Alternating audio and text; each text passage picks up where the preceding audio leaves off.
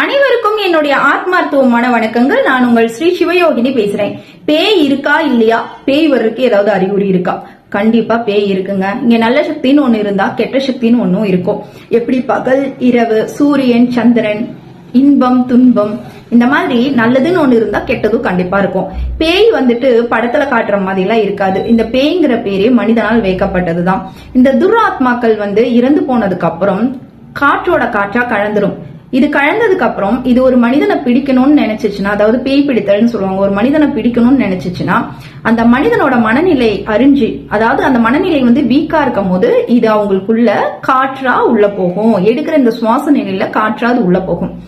சில பேருக்கு நல்லா இருப்பாங்க, திடீர்னு வித்தியாசமா நடந்துப்பாங்க. அப்பதான் அவங்க வீட்டுல இருக்கவங்க கவனிச்சு இவங்களுக்கு பேய் பிடிச்சிருக்குன்னு சொல்லி ஓட்ட போவாங்க. அந்த ஓட்டுற இடத்துக்கு போனாக்கா அந்த நபரை போட்டு அடி அடின்னு அடிப்பாங்க. அந்த வழியும் சித்திரவதையும் வேதனையும் அந்த நபருக்கு மட்டும்தான், அந்த பேய்க்கு கிடையாது, காற்றுக்கு வலிக்காது.